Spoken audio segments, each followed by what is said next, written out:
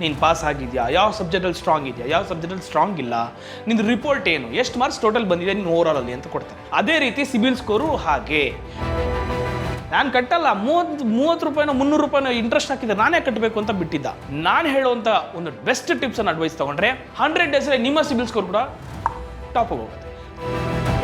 ಲೋನ್ಸ್ಗಳನ್ನು apply ಮಾಡೋಕ್ಕೆ ಮುಂಚೆ ಒಂದು ಕಡೆ ಲೋನ್ ಅಪ್ಲೈ ಮಾಡಿದರೆ ಅಕಸ್ಮಾತ್ ರಿಜೆಕ್ಟ್ ಆಯ್ತಾ, ಯಾಕೆ ರಿಜೆಕ್ಟ್ ಆಯಿತು ಅಂತ ನೋಡ್ಕೋಬೇಕಾಗುತ್ತೆ. ನನಗೆ ಕ್ರೆಡಿಟ್ ಕಾರ್ಡ್ ಬೇಕು ಅಂದರೆ ಯಾರು ಕ್ರೆಡಿಟ್ ಕಾರ್ಡ್ ಕೊಡ್ತಿಲ್ಲ ಸರ್, ನನ್ನ ಸಿಬಿಲ್ ಡೌನ್ ಆಗಿದೆ ಸರ್, ಏನು ಮಾಡೋದು?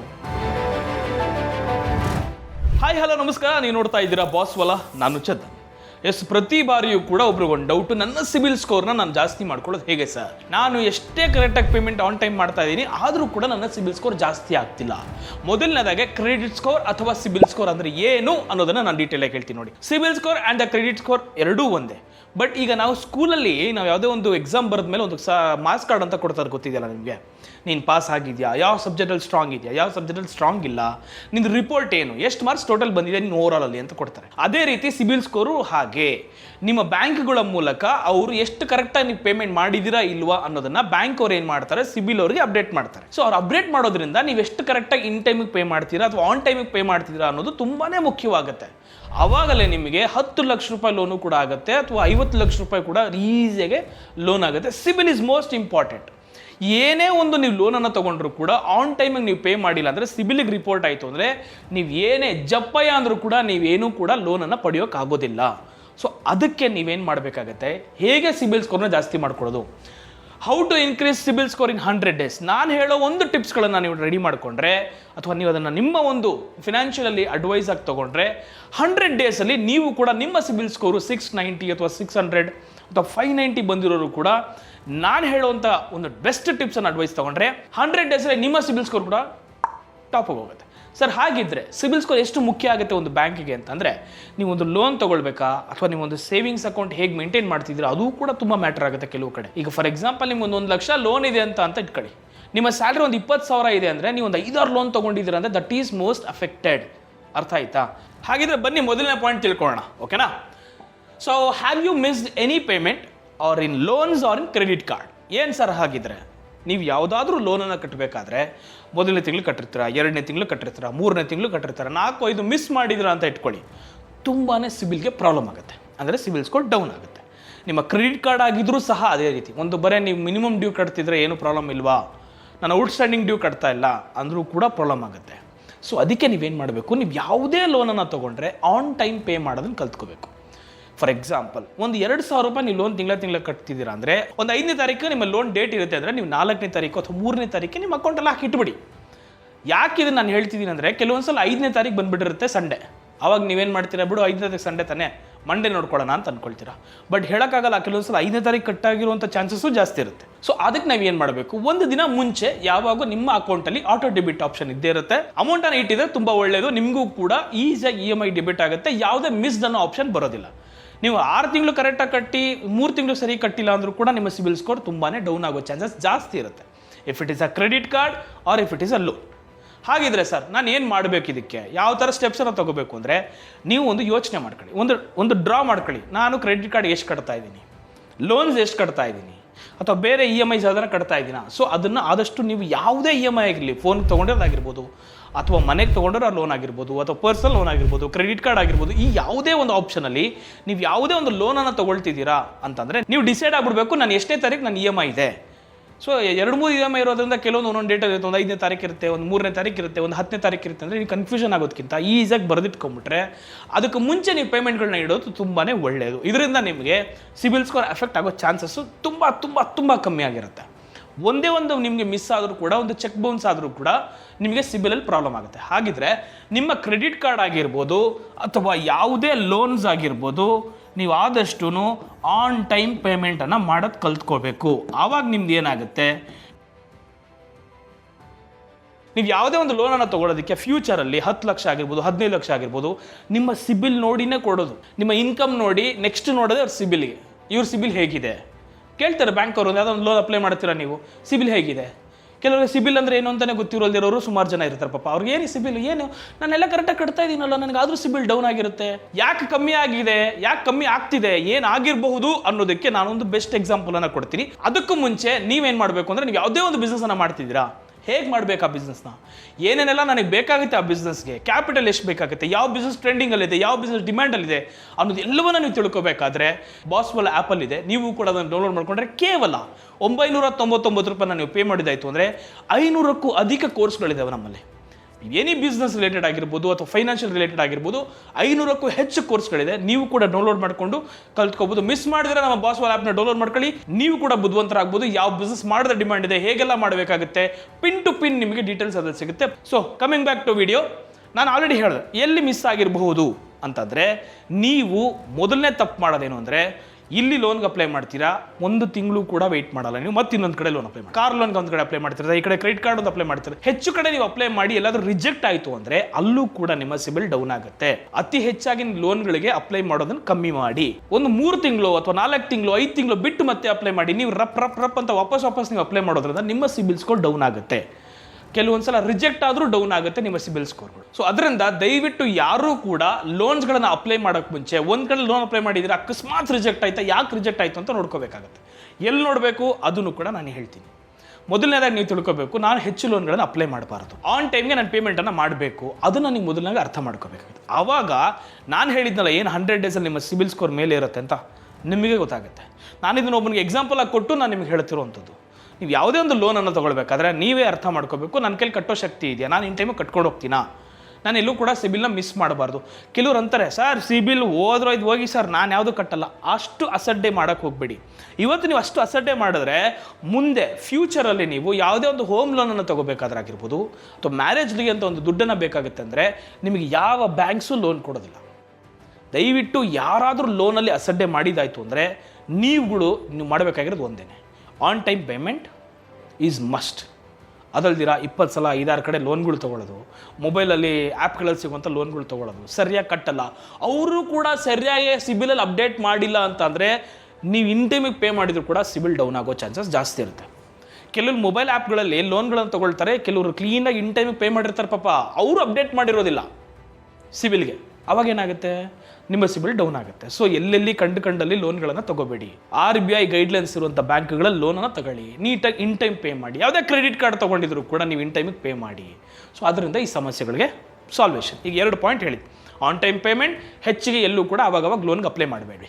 ಕೆಲವ್ರು ಕೇಳ್ತಾರೆ, ಸರ್ ನನಗೆ ಕ್ರೆಡಿಟ್ ಕಾರ್ಡ್ ಬೇಕು ಅಂದರೆ ಯಾರು ಕ್ರೆಡಿಟ್ ಕಾರ್ಡ್ ಕೊಡ್ತಿಲ್ಲ ಸರ್, ನನ್ನ ಸಿಬಿಲ್ ಡೌನ್ ಆಗಿದೆ ಸರ್, ಏನು ಮಾಡೋದು? ಅದಕ್ಕೂ ಕೂಡ ನಾನೊಂದು ಸೊಲ್ಯೂಷನ್ ತಂದಿದ್ದೀನಿ. ಒಂದು 20,000 ರೂಪಾಯಿ ಇದ್ರೆ ನಿಮ್ಮ ಹತ್ರ, ನೀವೇನು ಮಾಡಿ ಅದನ್ನು ಬ್ಯಾಂಕಲ್ಲಿ ಇಡಿ. ಆ ಬ್ಯಾಂಕ್ ಮೂಲಕ ನಿಮಗೆ ಒಂದು FD ಅಗೇನ್ಸ್ಟ್ ಕ್ರೆಡಿಟ್ ಕಾರ್ಡ್ ಅಂತ ಕೊಡ್ತಾರೆ. ಏನಕ್ಕೆ ಕೊಡ್ತಾರೆ ಅದನ್ನು ಅಂದರೆ, ಯಾರ್ಯಾರು ಕ್ರೆಡಿಟ್ ಕಾರ್ಡನ್ನ ಸಿಗ್ತಿಲ್ಲ ಬ್ಯಾಂಕಲ್ಲಿ, ಫಾರ್ ಎಕ್ಸಾಂಪಲ್ ಅವ್ರಿಗೊಂದು ಸಿಬಿಲ್ ಸ್ಕೋರ್ ಡೌನ್ ಇದೆ ಅಂತಂದರೆ ನೀವು FD ಅಗೇನ್ಸ್ಟ್ ಕ್ರೆಡಿಟ್ ಕಾರ್ಡ್ಗಳನ್ನು ತಗೋಬೋದು. ಅದರಿಂದ ನೀವೇನು ಮಾಡ್ಬೋದು, ನಿಮ್ಮ ಒಂದು ಕ್ರೆಡಿಟ್ ಕಾರ್ಡ್ ಮೂಲಕ ಎಲ್ಲೇ ಹೋದರೂ ಕೂಡ ಸ್ವೈಪನ್ನು ಮಾಡಿ, ಎಲ್ಲಿ ಹೋದರೂ ನೀವು ಸ್ವೈಪ್ ಯೂಸ್ ಮಾಡ್ಕೋಬೋದು. ಬಟ್ ಆದಷ್ಟು ನೀವೇನು ಮಾಡಬೇಕು, ಒಂದು ಬ್ಯೂಟಿಫುಲ್ ನಂಬರ್ ಹೇಳ್ತೀನಿ, ನೀವು ಯಾವುದೇ ಕ್ರೆಡಿಟ್ ಕಾರ್ಡನ್ನು ತಗೊಳ್ಳಿ, ಒಂದು 20,000 ರೂಪಾಯಿ ಕ್ರೆಡಿಟ್ ಕಾರ್ಡ್ ಅಥವಾ 50,000 ಕ್ರೆಡಿಟ್ ಕಾರ್ಡ್, 1 ಲಕ್ಷ ರೂಪಾಯಿ ಕ್ರೆಡಿಟ್ ಕಾರ್ಡು, ನೀವು FD ಅಗೇನ್ಸ್ಟ್ ಕ್ರೆಡಿಟ್ ಕಾರ್ಡ್ ತೊಗೊಳ್ಳೋದಾಯಿತು ಅಂದರೆ 1 ಲಕ್ಷ ರೂಪಾಯಿ ನೀವೇನಾದರೂ ಇನ್ವೆಸ್ಟ್ ಮಾಡ್ತೀರಿ FDಯಲ್ಲಿ ಅಂತಂದರೆ 6 to 7% ರೇಟ್ ಆಫ್ ಇಂಟ್ರೆಸ್ಟ್ ಸಿಗುತ್ತೆ ನಿಮಗೆ. ಅಲ್ಲಿ ಬಡ್ಡಿನೂ ಕೂಡ ಬರುತ್ತೆ, ಪ್ಲಸ್ ನಿಮಗೆ ಕಾರ್ಡಲ್ಲೂ ಕೂಡ ನಿಮಗೆ ಅಮೌಂಟ್ ಅಂತ ಇರುತ್ತೆ. ಬಟ್ ನೀವು ಕೇಳ್ಬೋದು, ಸರ್ ನಾನು ಏನಾದರೂ ಇಲ್ಲಿ ಸ್ವೈಪ್ ಮಾಡಿದ ತಕ್ಷಣ ಅಲ್ಲಿ FD ಲೀಟರ್ ಅಮೌಂಟು ಕೂಡ ಸ್ವೈಪ್ ಆಗಿಬಿಡುತ್ತಾ ಅಂದ್ರೆ ಅಲ್ಲೂ ಕೂಡ ಕಟ್ ಆಗುತ್ತೆ. ಇಲ್ಲ, ಇದು ಹಾಗೆ ವರ್ಕ್ ಆಗೋದಿಲ್ಲ. ಫಾರ್ ಎಕ್ಸಾಂಪಲ್ ನೀವು FD ಅಗೇನ್ಸ್ಟ್ ಕ್ರೆಡಿಟ್ ಕಾರ್ಡ್ ಅಂದರೆ FD ಮೂಲಕ ನಿಮಗೊಂದು ಕ್ರೆಡಿಟ್ ಕಾರ್ಡ್ ಕೊಡ್ತಾರೆ 1 ಲಕ್ಷ ರೂಪಾಯಿ ಅಂತ ಇಟ್ಕೊಳ್ಳಿ. ಆ 1 ಲಕ್ಷವೂ ಕೂಡ ನಿಮಗೆ ಕೊಡೋದಿಲ್ಲ, ಅದನ್ನು ಮೈಟ್ ಬಿ 90% ಕೊಡ್ತಾರೆ, ಅಂದರೆ 90,000 ರೂಪಾಯಿ ಅಥವಾ 85,000 ರೂಪಾಯಿ ಅಂತ ಇಟ್ಕೊಳ್ಳಿ. ಒಂದು ಎಕ್ಸಾಂಪಲ್ ಕೊಡ್ತೀನಿ, 85,000 ರೂಪಾಯಿ ನಿಮ್ಗೊಂದು ಕ್ರೆಡಿಟ್ ಕಾರ್ಡ್ ಕೊಡ್ತಾರೆ. ಆ ಕ್ರೆಡಿಟ್ ಕಾರ್ಡಲ್ಲಿ ಅರೌಂಡ್ 85,000 ರೂಪೀಸ್ವರೆಗೂ ಇರುತ್ತೆ ನಿಮ್ಗೆ. ಅದಕ್ಕೆ ನೀವು ಇನ್ನೊಂದು 20,000 ಸ್ವೈಪ್ ಮಾಡ್ತೀರಾ ಅಂತ ಇಟ್ಕೊಳ್ಳಿ, ಓಕೆನಾ? ಇಲ್ಲಿ ನಿಮ್ಮ FD ಅಮೌಂಟ್ ಕಮ್ಮಿ ಆಗೋದಿಲ್ಲ, FD ಹಾಗೇ ಇರುತ್ತದು. ಅದಕ್ಕೆ ವರ್ಷ ಬಡ್ಡಿ ಕೂಡ ಬರ್ತಾನೆ ಇರುತ್ತೆ. ಆ 1 ಲಕ್ಷ ರೂಪಾಯಿಗೆ ಬಡ್ಡಿ ಬರ್ತಾ ಇರುತ್ತೆ. ನೀವು ಇಲ್ಲಿ ಕ್ರೆಡಿಟ್ ಕಾರ್ಡ್ ಮೂಲಕ ನೀವೇನು ಸ್ವೈಪ್ ಮಾಡ್ತೀರಿ ಅದನ್ನು ಆರಾಮಾಗಿ ಯೂಸ್ ಮಾಡ್ತಾ ಹೋಗ್ಬೋದು. ಆನ್ ಟೈಮ್ ಪೇಮೆಂಟ್ ಮಾಡಿ. ನಾನು ಹೇಳ್ತಿರೋದು on time is most important. ಯಾವುದೇ ಲೋನ್ ಆಗಿರಲಿ ಆನ್ ಟೈಮ್ ಪೇಮೆಂಟ್ ಮಾಡಿ. ನಾನು ಇನ್ನೊಂದು ಸಜೆಷನ್ ಕೊಡೋದೇನು ಅಂತಂದರೆ, ನೀವು 1 ಲಕ್ಷ ರೂಪಾಯಿಗೆ ಒಂದು ಕಾರ್ಡ್ ಕೊಡ್ತಾರೆ ಅಂದರೆ the best number two utilise ಅಂತ ಕೇಳಿದ್ರೆ ಯಾರಾದರೂ 30% ಯೂಸ್ ಮಾಡಿ. ಲಕ್ಷಕ್ಕೆ 30,000 ರೂಪಾಯಿ, ಅದಕ್ಕಿಂತ ಜಾಸ್ತಿ ಯೂಸ್ ಮಾಡಿಬಿಡಿ. ಯಾಕಂದರೆ ಕೆಲವರಿಗೆ 40,000 ರೂಪಾಯಿ ಸಂಬಳ ಇರುತ್ತೆ, ಅವ್ರು ಏನು ಮಾಡ್ತಿರ್ತಾರೆ 60,000 70,000 ಉಚ್ತಾ ಇರ್ತಾರೆ. ಅದರಿಂದನೂ ಸಿಬಿಲ್ ಡೌನ್ ಆಗೋ ಚಾನ್ಸಸ್ ಜಾಸ್ತಿ ಇರುತ್ತೆ. ಬಿಕಾಸ್ ನಿಮ್ಮ ಸ್ಯಾಲ್ರಿ ಏನು ಬರ್ತಿರುತ್ತೆ ಅದಕ್ಕಿಂತ ಅಧಿಕವಾಗಿ ನೀವು ಖರ್ಚನ್ನು ಮಾಡ್ತಿದ್ದೀರ ಅಂದರೆ ಸಿಬಿಲ್ ಹೇಗೆ ನಂಬುತ್ತೆ ನೀನು ರೀಪೇಮೆಂಟ್ ಮಾಡ್ತೀಯ ನೆಕ್ಸ್ಟ್ ಇಲ್ಲ ಅಂತ. ಅದರಿಂದ ಸಿಬಿಲ್ ಡೌನ್ ಆಗೋ ಚಾನ್ಸಸ್ ಜಾಸ್ತಿ ಇರುತ್ತೆ. ಅಷ್ಟೇ ಅಲ್ಲ, ಇನ್ನೊಂದು ಪಾಯಿಂಟ್ ನಾನು ಹೇಳಕ್ಕೆ ಇಷ್ಟಪಡ್ತೀನಿ. ಒಂದು 40,000 ರೂಪಾಯಿ ನೀವು ಸಂಬಳವನ್ನು ತೊಗೊಳ್ತಿದ್ದೀರಿ, ಅದು 30,000 ರೂಪಾಯಿ ಸಂಬಳ ತೊಗೊಳ್ತಿದ್ದೀನಿ ಅಂತ ಇಟ್ಕೊಳ್ಳಿ. ನೀವೇನು ಮಾಡ್ತಿರ್ತೀರಿ, 5,000 ಒಂದು ಲೋನು, ಮತ್ತು ಇನ್ನೊಂದು ಕಡೆ 10,000 ಲೋನು, ಪರ್ಸ್ನಲ್ ಲೋನು, ಒಂದೊಂದು 10,000 ಹೋಮ್ ಲೋನ್ ಏನೋ ಕಟ್ತಾ ಇರ್ತೀರಿ, ಪ್ಲಸ್ ಇನ್ನೊಂದು ಯಾವುದು 5,000 ಸಪ್ರೇಟಾಗಿ ಒಂದು ಲೋನ್ ತೊಗೊಳ್ತಿರ್ತೀನಿ ಮೊಬೈಲ್ ಆ್ಯಪಲ್ಲಿ. ಈ ಥರ ಮಾಡೋದ್ರಿಂದ ನಿಮ್ಮ ಸಿಬಿಲ್ ಡೌನ್ ಆಗುತ್ತೆ. ಈಗ ನಾನು ಏನೇನು ಹೇಳ್ತಿದ್ದೀನಿ ಅದೆಲ್ಲ ಕೆಲವ್ರು ಮಾಡಿರ್ತೀರ, ಖಂಡಿತವಾಗ್ಲೂ ಕೆಲವ್ರು ಮಾಡಿರೋದಿದ್ದರೆ ದಯವಿಟ್ಟು ಈಗಲೇ ಆ ಎಲ್ಲ ಇಮೇಜ್ಗಳನ್ನು ಸಣ್ಣ ಯಾವುದೇ ಲೋನ್ಸ್ಗಳು ತೊಗೊಂಡಿದ್ರೆ 5,000 10,000 ಎಲ್ಲ ತೊಗೊಳ್ಳೋದಿದ್ರೆ ಅದನ್ನು ಕ್ಲಿಯರ್ ಮಾಡಿ ಫಸ್ಟ್ ಕ್ಲೋಸ್ ಮಾಡಿಕೊಂಡು NOC ತೊಗೊಂಬಿಟ್ಟು ಒಂದು ಕಡೆ ಕರೆಕ್ಟಾಗಿ ನೀವು ಆನ್ ಟೈಮಿಗೆ ಕಟ್ಕೊಂಡೋಗಿ. ಬರೀ 800 ರೂಪಾಯಿ ಲೋನ್ ಕಟ್ಟದಿರೋನಿಗೆ 8 ಲಕ್ಷ ರೂಪಾಯಿ ಲೋನ್ ಮಿಸ್ ಆಗಿದೆ, ನೀವು ನಂಬ್ತೀರಾ? ಬರೀ 800 ರೂಪಾಯಿ ಒಂದು EMI ಕಟ್ಟಿಲ್ಲ ಅವನು. ನಾನು ಕಟ್ಟಲ್ಲ, 30 ರೂಪಾಯಿನೋ 300 ರೂಪಾಯಿನೋ ಇಂಟ್ರೆಸ್ಟ್ ಹಾಕಿದ್ದೆ, ನಾನೇ ಕಟ್ಟಬೇಕು ಅಂತ ಬಿಟ್ಟಿದ್ದ. ನಾನು ಅವ್ನಿಗೆ ಸಜೆಸ್ಟ್ ಮಾಡಿ ಅದನ್ನು ಕಟ್ಟಿಸಿದೆ. ಬಿಕಾಸ್ 8 ಲಕ್ಷ ಲೋನ್ ಹೋಗ್ತಿತ್ತು ಅವನಿಗೆ. ಬಿಕಾಸ್ ಇಲ್ಲಿ ಮಿಸ್ ಆಗಿದ್ರೆ ಅವನಿಗೆ ಬೌನ್ಸು, ಚೆಕ್ ಬೌನ್ಸು, ಅದಕ್ಕೆ ಇಂಟ್ರೆಸ್ಟು, ಅದ್ರ ಮೇಲೆ ಇಂಟ್ರೆಸ್ಟು ಹೀಗೆಲ್ಲ ಮಾಡಿರ್ತಾ ಇದ್ರೆ ನಿಮ್ಗೆ ಸಿಬಿಲ್ ಡೌನ್ ಆಗೇ ಆಗುತ್ತೆ ಆಬ್ವಿಯಸ್ಲಿ. 800 ರೂಪಾಯಿ ಕಟ್ಟಕ್ಕಾಗಿಲ್ಲ ಅವ್ನಿಗೆ EMI ಅಂದರೆ ಅವ್ನು 8 ಲಕ್ಷ ಹೇಗೆ ಲೋನ್ ಕೊಡ್ತಾರೆ ಅವರು? 1 ಲಕ್ಷ EMI ಕ್ಲಿಯರ್ ಮಾಡಿಲ್ಲ ಅಂದ್ರೆ ಅವ್ನಿಗೆ 10 ಲಕ್ಷ ಹೇಗೆ ಲೋನ್ ಕೊಡ್ತಾರೆ? ಸೊ ಅದನ್ನು ಬ್ಯಾಂಕ್ ಥಿಂಕ್ ಮಾಡುತ್ತೆ. ಸೊ ಅದಕ್ಕೆ any EMIs, any personal loan, any credit card, any home loan ಎಲ್ಲವೂ ಕೂಡ ಆನ್ ಟೈಮಿಗೆ ಪೇಮೆಂಟ್ ಮಾಡಿ. ಅತಿ ಹೆಚ್ಚು ಲೋನ್ಸ್ಗಳನ್ನು ಇಟ್ಕೊಬೇಡಿ ದಯವಿಟ್ಟು. ಅತಿ ಹೆಚ್ಚು personal loan, home loan, credit card, ಮತ್ತು ಇನ್ನೊಂದು ಯಾವುದೋ ಮೊಬೈಲಲ್ಲಿ ತಗೊಳ್ಳೋದು ಲೋನ್ ಆಗಿರುತ್ತೆ. ಈ ರೀತಿಯಾಗಿ ಅತಿ ಹೆಚ್ಚು ಲೋನ್ಸ್ಗಳನ್ನು ನೀವು ಇಟ್ಕೊಂಡ್ರೆ ಅಲ್ಲೂ ಕೂಡ ನಿಮಗೆ ಸಿಬಿಲ್ಗೆ ಪ್ರಾಬ್ಲಮ್ ಆಗುತ್ತೆ. ಸೊ ಆದಷ್ಟು ಕಮ್ಮಿ ಲೋನ್ಸ್ಗಳನ್ನು ತೊಗೊಳ್ಳಿ, ಅತಿ ಹೆಚ್ಚು ಲೋನ್ಸ್ಗಳಿಗೆ ಮತ್ತೆ ಅಪ್ಲೈ ಮಾಡಬೇಡಿ. ಹಾಗೆ ಸೆಕೆಂಡ್ ಪಾಯಿಂಟ್ ನೋಡೋಣ ಏನು ಅಂತ. Second point, have again and again ಅವ್ರ ಲೋನ್ಸ್ ಅವ್ರ ಕ್ರೆಡಿಟ್ ಕಾರ್ಡ್ ಅಪ್ಲೈ ಮಾಡ್ತಿರ್ತಾರೆ. ಅಗೈನ್ ಆ್ಯಂಡ್ ಅಗೈನ್ ಮತ್ತೆ ಅಪ್ಲೈ ಮಾಡೋದನ್ನು ದಯವಿಟ್ಟು ಮಾಡಬೇಡಿ. ಈಗ ಆಲ್ರೆಡಿ ನಾನು ಡೀಟೇಲ್ಡಾಗಿ ಎಕ್ಸ್ಪ್ಲೈನ್ ಮಾಡಿದ್ದೀನಿ. ಸೊ ಗೊತ್ತಾಯ್ತಲ್ಲ. ಹಾಗಿದೆ ಥರ್ಡ್ ಪಾಯಿಂಟ್ ನೋಡ್ಬಿಡೋಣ ಏನದು ಅಂತ. Third point is enquiry. Soft enquiry, hard enquiry, ಎರಡು ಥರ ಇರುತ್ತೆ. ಸಾಫ್ಟ್ ಎಂಕ್ವೈರಿ ಅಂತಂದ್ರೆ ಏನು ಅದನ್ನು ಮುಖ್ಯವಾಗಿ ತಿಳ್ಕೊಬೇಕಾಗುತ್ತೆ. ಹಾರ್ಡ್ ಎಂಕ್ವೈರಿ ಅಂದರೆ ಏನು ಅನ್ನೋದು ಎಷ್ಟು ಮುಖ್ಯ ಆಗುತ್ತೆ ಇಲ್ಲಿ ಅನ್ನೋದು ಹೇಳ್ತೀನಿ. ಸಾಫ್ಟ್ ಎಂಕ್ವೈರಿ ಅಂತ ಅಂದರೆ ನೀವು ಯಾವುದೇ ಒಂದು ಲೋನನ್ನು ತೊಗೊಂಡು ಕ್ಲೀನಾಗಿ ಕಟ್ತಿದ್ದೀರ ಅಂತ ತಿಳ್ಕೊಬೇಕಲ್ಲ. ನೀವೀಗ ಸಿಬಿಲ್ ರಿಪೋರ್ಟ್ ತೊಗೊಳ್ಳೋದು, ಎಲ್ಲಿ ಸಿಬಿಲ್ ರಿಪೋರ್ಟ್ ತೊಗೊಳ್ಳೋದು? ಸಿಬಿಲ್ದು ಅಫಿಷಿಯಲ್ ವೆಬ್ಸೈಟ್ಗಳಲ್ಲಿ ನೀವು ಚೆಕ್ ಮಾಡ್ಕೋಬೇಕಾಗುತ್ತೆ. That is soft enquiry. ನೀವೇ ಸಿಬಿಲನ್ನು ಚೆಕ್ ಮಾಡ್ಕೊಳ್ಳೋದ್ರಿಂದ ರ್ಯಾಂಡಮ್ಲಿ ಅಂತಲ್ಲ, ಅಂದರೆ 3 ಮಂತ್ಸ್ಗೊಂದ್ಸೋ, 6 ಮಂತ್ಸ್ಗೊಂದ್ಸೋ, 8 ಮಂತ್ಸ್ಗೊಂದ್ಸೋ ಈ ರೀತಿಯಾಗಿ ನೀವು ಒಂದು ಸಾಫ್ಟ್ ಎಂಕ್ವೈರಿ ಮಾಡಿಕೊಳ್ಳೇಬೇಕು. ಯಾಕೆ ಅಂತ ಹೇಳ್ತೀನಿ. ಯಾರ್ದೋ ಹೆಸರಲ್ಲಿ ಕೆಲವೊಂದು ಸಲ ಲೋನ್ಗಳು ಬಂದುಬಿಟ್ಟಿರ್ತಾವೆ, ನಮಗೆ ಗೊತ್ತಿರೋದಲ್ಲ. ಸೊ ನೀವಲ್ಲಿ ಡಿಸ್ಪ್ಯೂಟ್ನ ರೈಸ್ ಮಾಡಿ ನಿಮ್ಮ ಸಿಬಿಲನ್ನು ಜಾಸ್ತಿ ಮಾಡ್ಕೋಬೋದು. ಇದು ನನ್ನ ಲೋನ್ ಅಲ್ಲ, ಇದು ನಾನು ಯಾರೋ ಸೇಮ್ ನನ್ನ ಹೆಸರು ಇರೋದೇ ನಮ್ಮದು ಒಂದು ಲೋನ್ ರಿಫ್ಲೆಕ್ಟ್ ಆಗಿಬಿಟ್ಟಿದೆ ನನ್ನ ಸಿಬಿಲಲ್ಲಿ ಅಂತ ಹೇಳಿ ನೀವು ಸಿಬಿಲಲ್ಲಿ ಡಿಸ್ಪ್ಯೂಟ್ನ ರೈಸ್ ಮಾಡಿ ಒಂದು ರಿಪೋರ್ಟ್ ಮಾಡೋದ್ರಿಂದ ನಿಮ್ಮ ಸಿಬಿಲ್ ಸ್ಕೋರ್ 750 760 ಇರೋದು 800ವರೆಗೂ ಹೋಗಿರೋ ಚಾನ್ಸಸ್ ತುಂಬ ಇದೆ, ಜಾಸ್ತಿನೇ ಇದೆ. ಆ ಥರ ಕೆಲವರು ಹಂಗಾಗಿರುತ್ತೆ, ನಿಮಗೆ ಗೊತ್ತಿರೋದಿಲ್ಲ, ನಿಮ್ಗೆ ಯಾವ ಲೋನು ತೊಗೊಂಡಿರೋದಿಲ್ಲ, ಕೆಲವೊಂದು ಸಲ ನಿಮ್ಮ ಸಿಬಿಲಲ್ಲಿ ರಿಫ್ಲೆಕ್ಟ್ ಆಗ್ತಿರುತ್ತೆ. ಸೊ ಅವಾಗ ನೀವೇನು ಮಾಡೋದು, ರಿಪೋರ್ಟ್ ಮಾಡಿದ್ರೆ ಇಮಿಡಿಯೇಟಾಗಿ ನಿಮ್ಮ ಸಿಬಿಲ್ ಸ್ಕೋರ್ ಜಾಸ್ತಿ ಆಗುತ್ತೆ. That is called soft enquiry. Must ಎಲ್ಲರೂ ಕೂಡ ಮಾಡ್ಕೋಬೇಕು. ಇದು ಒಂದು 4 ಮಂತ್ಸ್ಗೊಂದ್ಸೋ 6 ಮಂತ್ಸ್ಗೊಂದ್ಸೋ ಅಂತ. ಹಾರ್ಡ್ ಎಂಕ್ವೈರಿ ಅಂದರೆ ಏನು? That is already told you. ನೀವು ಪದೇ ಬ್ಯಾಂಕ್ಗಳಿಗೆ ಅಪ್ಲೈ ಮಾಡೋದಾಗಿರ್ಬೋದು, ಅಥವಾ ನೀವು ಬ್ಯಾಂಕಿಗೆ ಅಪ್ಲೈ ಮಾಡಿದಾಗ ಬ್ಯಾಂಕ್ ಅವ್ರು ಏನು ಮಾಡ್ತಾರೆ, ಸಿಬಿಲ್ಗೆ ಕೇಳ್ತಾರೆ, ಅವರೊಂದು ರಿಪೋರ್ಟ್ನ ತೊಗೊಳ್ತಾರೆ ಅಲ್ಲಿಂದ. So that is called hard enquiry. ಅದನ್ನು ಜಾಸ್ತಿ ಮಾಡೋಕ್ಕೆ ಹೋಗ್ಬಾರ್ದು. ಇದನ್ನು ಒಂದು ರಿಜೆಕ್ಟ್ ಆಯಿತಾ ಬಿಟ್ಬಿಡಿ, ಒಂದು ಸ್ವಲ್ಪ ತಿಂಗಳು ಬಿಟ್ಬಿಡಿ ನೀವು ದಯವಿಟ್ಟು. ಬಿಕಾಸ್ ಅಲ್ಲಿ ನಿಮ್ಮ ಸಿಬಿಲ್ ಏನೋ ಸಮಸ್ಯೆ ಆಗಿದೆ ಅಂತ ಅರ್ಥ. ನೀವೇನು ಮಾಡಬೇಕು, ಅವಾಗ ಸಾಫ್ಟ್ ಎಂಕ್ವೈರಿ ಮಾಡ್ಕೋಬೇಕಾಗತ್ತೆ.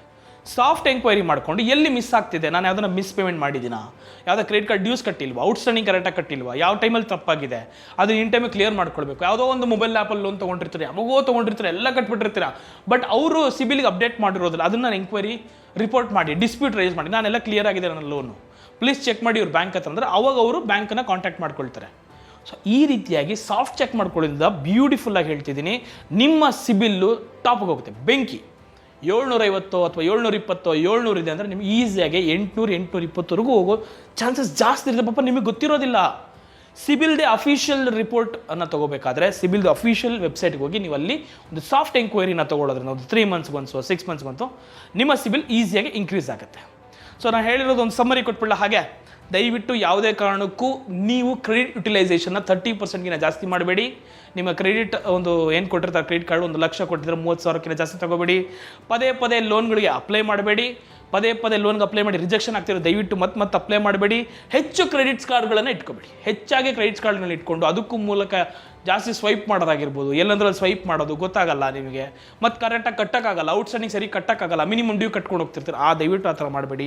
ಪರ್ಸನಲ್ ಲೋನು, ಹೋಮ್ ಲೋನ್, ಈ ಥರ ಒಂದು ಸಾಕಷ್ಟು ಲೋನ್ಗಳನ್ನ ಇಟ್ಕೊಬೇಡಿ. ಅದು ಕಮ್ಮಿ ಅಮೌಂಟ್ ಲೋನ್ಗಳನ್ನು ಇಟ್ಕೊಳ್ಳಿ. ಅಂದರೆ ನಂಬರ್ ಆಫ್ ಕಮ್ಮಿ ಲೋನ್ಸ್ಗಳನ್ನ ತೊಗೊಳ್ಳಿ. ಯಾವುದೇ ಕಾರಣಕ್ಕೂ ಹೆಚ್ಚು ಲೋನ್ಸ್ಗಳನ್ನ ತೊಗೋಬೇಡಿ. ಮತ್ತು soft enquiry is must. Soft enquiry ಮಾಡ್ಕೊಳ್ಳೋದ್ರಿಂದ ನಿಮ್ಗೆ ಎಲ್ಲಿ ಸಮಸ್ಯೆ ಆಗ್ತಿದೆ ಆಗ್ತಿದೆ, ಯಾವುದರಲ್ಲಿ ನೀವು ಮಿಸ್ಟೇಕನ್ನು ಆಗಿದೆ, ನಿಮ್ಮ ಲೋನೇ ತೊಗೊಳ್ದಿರೋದು ಯಾವುದ್ರ ಮೇಲೆ ನಿಮಗೆ ರಿಫ್ಲೆಕ್ಟ್ ಕೊಡ್ತಿದ್ದಾನೆ. ಸೊ ಅದರಿಂದ ನಿಮ್ಮ ಸಿಬಿಲ್ ಸ್ಕೋರ್ ಜಾಸ್ತಿ ಆಗಿದೆ ಸರ್. ಸೊ ನೋಡೋದಲ್ಲ, ಇದಾಗಿತ್ತು how to increase your CIBIL score in 100 days. ನಾನು ಹೇಳಿರೋ ಈ ಟಿಪ್ಸ್ನ ನೀವು ಫಾಲೋ ಮಾಡಿದ್ರೆ ಈಸಿಯಾಗಿ ನಿಮ್ಮ ಸಿಬಿಲ್ ಸ್ಕೋರ್ 100 daysಲ್ಲಿ ಜಾಸ್ತಿ ಆಗುತ್ತೆ. ಸೊ ನೋಡ್ತಾರೆ, ಇದೇ ರೀತಿ ಮತ್ತಷ್ಟು ವೀಡಿಯೋಸ್ಗಳಲ್ಲಿ ಬರ್ತೀನಿ. This is Chandan signing off. Bye. Boss ವಾಲಾ, ಬಿ ದ ಬಾಸ್.